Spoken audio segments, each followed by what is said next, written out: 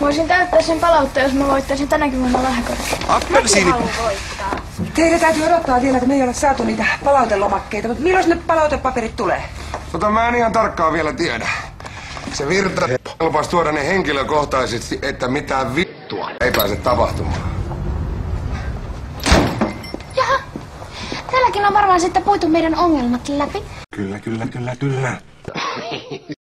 Olenko mä todellakin niin kamala, että sun täytyy juoruilla meidän asioita pitkin kaupunkia? Sä olet vitun huora ja vielä mursu. Sä puhut Sepolle, Seppo puhuu Helenalle ja yhtäkkiä meidän asioista tietää koko rappu. Seppo ja Helenahan on juoruilijoita, eikä mitään ystäviä. Sä olit sanonut Sepolle pelkääväs mua. Niin varmaan, joo. Ymmärrätkö sä yhtään millaiseen tilanteeseen sä asetat oman vaimos? Salai, sinä turpa kiinni nyt! Vai että kotona? Haluut sä turpaas? Ottaaks joku verta?